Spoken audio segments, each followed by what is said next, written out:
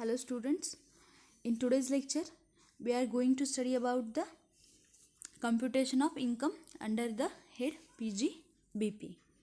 In previous lecture हमने discuss किया था what is mean by business और business and profession, concept of business and profession and which income is taxable और which income is non taxable.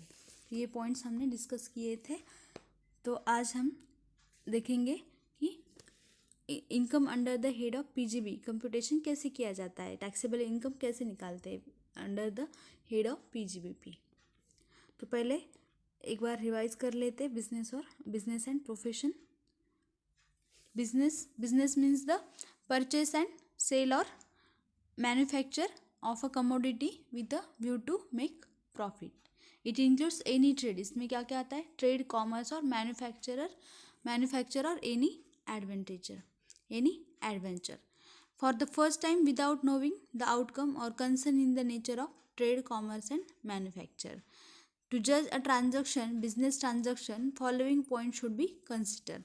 इसमें business transaction में क्या क्या आता है? Nature of commodity. Business transaction को जज करने के लिए क्या क्या देखना पड़ता है? Nature of commodity. कमोडिटी का नेचर क्या है? देन नेचर ऑफ ट्रांजेक्शन का नेचर कैसा है? इंसिडेंटल टू अ बिजनेस और not. And next is intention of the related party का इंटेंशन कैसा है, क्या है. देन ड्यूरेशन ऑफ ट्रांजेक्शन का ड्यूरेशन कैसा है. And last is the effort applied in transaction. Business refers to any kind of economic activity done by an assessee for earning profits. Business क्या होता है? एक असेसी है जो क्या कर रहा है? एक इकोनॉमिक एक्टिविटी क्या कर रहा है? इकोनॉमिक एक्टिविटी कर रहा है कि किसके लिए?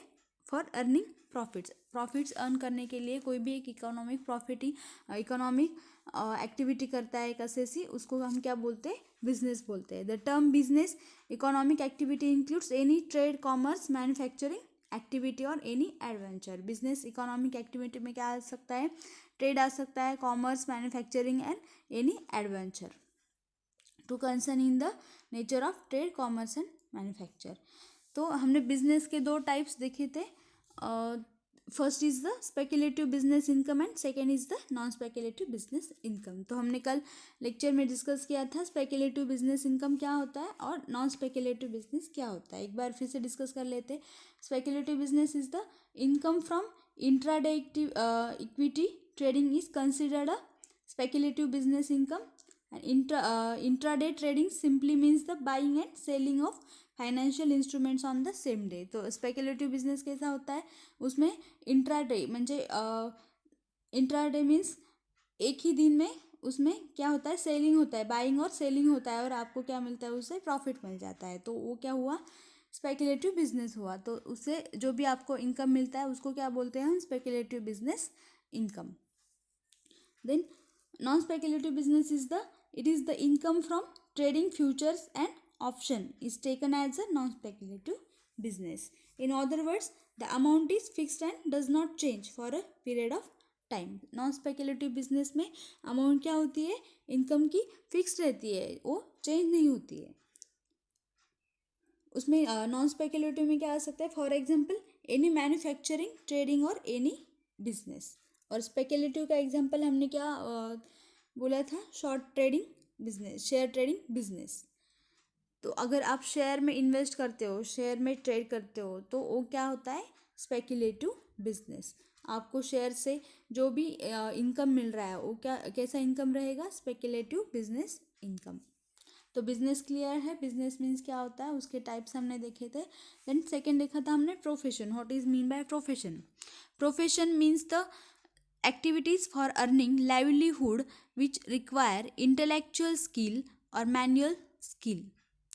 Example, the work of a lawyer, doctor, auditor, engineer and so on are in the nature of profession. हमने देखा था प्रोफेशन एंड वोकेशन देखा था. प्रोफेशन और वोकेशन का डिफरेंस हमने डिस्कस किया था. क्या है प्रोफेशन और वोकेशन? प्रोफेशन में क्या क्या आता है?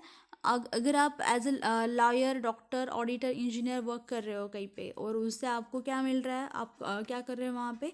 प्रॉफिट अर्न कर रहे हो उससे, उस प्रोफेशन से. तो वो इनकम क्या होता है?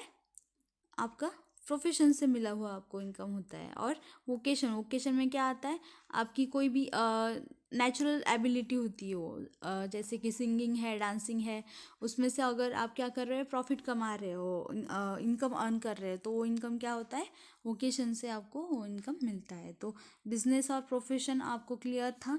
देन नेक्स्ट हमने डिस्कस किया था विच इनकम इज टैक्सेबल और विच income is non taxable.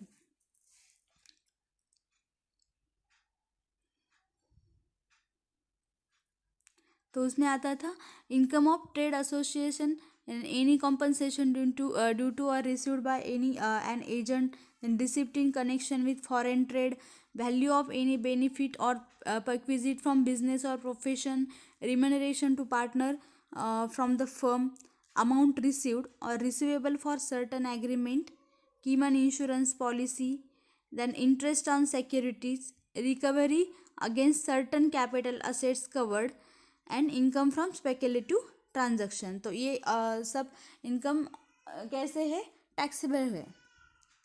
Next हमने देखा था proforma for computation of income under the head PGBP। Proforma हमने देखा था, परफॉर्मा क्या है उसका, profit as per profit and loss account. As per profit and loss account आपको जो भी जितना भी प्रॉफिट मिला है वो आपने क्या किया है, वहाँ पे कंप्यूटेशन किया है, कैलकुलेट किया है। उसमें आपको क्या करना है, देन ऐड करना है, क्या क्या ऐड करना है, एक्सपेंसेस और losses disallowed but charged in profit and loss account, then income taxable as business income but not credited to the profit and loss account, then expenses in excess of allowed amount charged to profit and loss account, and undervaluation of closing stock or overvaluation of opening stock।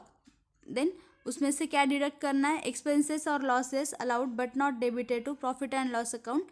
Next is income not taxable as business income but credit to the profit and loss account, and next income exempt from tax but credit in profit and loss account, and last one is the overvaluation of closing stock and undervaluation of opening stock। तो ये deduct करने के बाद आपको क्या मिलता है, taxable income from business.